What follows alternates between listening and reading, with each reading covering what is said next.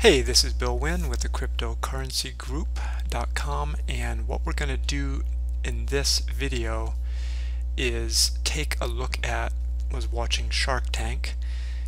Recommend this show very strongly to entrepreneurs. Now what we were going to do in this video was we were going to go and install the PRO currency wallet. Now I am working on a Windows 10 machine, and what we're going to do is go to the coin website here, procommerce.io, and we see right here this option for two different wallets, okay, and there will be a third option for Mac soon, but at this point what we want to do is we want to download this Windows app, and here you see it's downloading right away. Now I'm also using Google Chrome. Some people may want to use Internet Explorer, the new Microsoft Edge, Firefox, Opera, Navigator, AOL. I definitely recommend not using AOL for anything because it's quite antiquated and full of bugs. But here we see that this is downloading. And now if you have also, maybe you had some kind of a warning come up about downloading this software, you just want to look for the option to approve it or to make it a trusted website or a trusted app. There's an excessive amount of security now. Well, it's not excessive if you're going to go to bad websites, but if you're going to just do regular business with reputable companies and visit reputable websites, you won't have any issues. But anyways, so if you have a security issue come up, maybe you have Norton running, maybe you have some kind of antivirus, Kaspersky, any of those, then you they may actually throw up a flag, and you'll just have to tell them that this is okay, or in some cases I have found that it's even good to turn that off while you're installing this. So as soon as this is done, we'll be right back. Okay, so we finished downloading this file, and right here we can go ahead and just put show in folder, and this is our download directory. You can see the pathway, and so here you'll see this little zipped file, right, which means it's a zipped folder or a compressed folder, meaning there's multiple files that have been run through special software to put them into one. What I'm going to do with this folder now, I'm going to right click and I'm going to go to extract all. Okay, so I right clicked and this menu came up, and I'm going to go extract all, and you'll see here it says these files are going to be extracted to this folder. Now you can choose where you want to put it. What I'm going to do here, why don't we just take all this off, and so we're creating a folder in this directory, downloads / pro currency, and I'm going to put just wallet. Okay, so this is going to create a folder in the downloads, and it's going to put all of those files from the compressed file in it. So here I hit extract, and we see the process of the computer taking care of that. So now here again we're in the downloads, and we see the folder here. So remember, we took this compressed folder, we extracted those files, and we put them in here. So now when you normally go in here, so now what we do is we're going to go inside this folder. Okay, so I'm going to double click and open it. It looks like there's another folder in there, and what we're going to do, all these different file extensions, this file right here, this pro currency -qt, is the actual application. Normally you'll see like .exe, executable file. So what we're going to do to make things simple is you can even take that and you can drag it down here to your taskbar. See that? how it stays there. If I right click, I can take it off the taskbar. But this way, if I want to go to my wallet, there it is.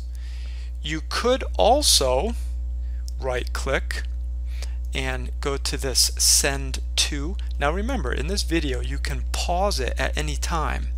You can rewind, you can play again, but you might want to pause, try to do the last step I shared, and then go from there. So here I put it on the taskbar, but I can also send to the desktop. Okay, and now if I was to minimize all of those windows we see here, Pro Currency shortcut right here on the desktop. Okay, so now I have it in my taskbar and I've got it on my desktop. Now you can delete these are just shortcuts to the actual program. Okay, so now that I have the program installed and I've made it easy to access that program through these shortcuts, let's go ahead and click on one of these shortcuts. So here it says Windows protected your PC. Okay, I had mentioned this earlier. So here we see this is Windows Defender Smart Screen protecting me from Pro Currency. So if I select don't run, it's not going to run. So what I want to do is I actually want to go here to this more info. Alright, and here after I click that more info, it says, well, here's the file that you are asking us to execute on your behalf, and here's the publisher. But what we want to do is we want to click run anyways, because we trust the guys behind Pro Currency. So here we see the software opening. Now here we get another security alert, Windows security alert. Windows Firewall has blocked some features of this app. Okay, so what we want to do is I'm just going to read through this here. This app is trying to receive information from the internet, meaning the software itself is contacting a server and requesting information from that server. It's just like when you run an update on your computer, it contacts the Microsoft server, or it attacks the Adobe server, whatever software. So here we're going to put allow the Pro Currency to communicate on these networks. Okay, so what we're saying is it's okay for this application to communicate with other servers. Now this is good security, because if you were with some kind of a software that was trying to hijack your computer, you'd be able to stop it. But in this case, we want to allow. So I'm going to put allow access. And if you saw, there was a red text there. If you go back in the video slightly, you'll see it says out of sync. Well, now we're okay, because we're allowing the software to communicate with the server. Okay. So now that we have it installed, we need to get it up and running. So what we're going to do is we're going to go through these different settings, like the file, and here you can see that you can back up your wallet. Okay, it's really key to be keeping track of your wallet, backing it up, and I would definitely recommend that you back it up onto either a thumb drive, right, a little flash drive where you stick that in your computer, or backing it up. You can even email that file to yourself and then keep it in your email, maybe a folder on Gmail. If you use any backup to cloud type resources, that would be good. I use the Google Drive. That way you're backing it up, and it's something you should do, you know, every day if you're doing a lot of transaction, but you definitely want to back it up. So let's go ahead and run that, back up the wallet. And so what it's saying is, okay, where do you want me to save it? Well, at this point, I'm just going to go ahead and save it on the desktop here. And I'm going to name this. I'm going to put the date in. So I like to do 2017 04/27. Okay. Actually, why don't we preface that by I'm going to use the ticker PRO 2017-0427, and I'm going to click Save. Let's go ahead and go to our desktop, and there we see it's a DAT file. It's just a little database file that holds the data, so when it's imported back into the software, if your computer crashed or somehow your wallet crashed, you'll be able to import this file back into your wallet. Okay. So this sign message and verify message is when you're going to be doing transactions, sending money out, getting money in. So we're going to skip those right now and do another video on those, but let's go through some of these settings. Here you can encrypt your wallet. So with this, you want to make sure you use some kind of a good passphrase. And I definitely recommend uppercase letters, lowercase letters, numbers, and special characters. Make sure it's not something like password 123. You don't want to get hacked, and you don't want all your Pro coins stolen.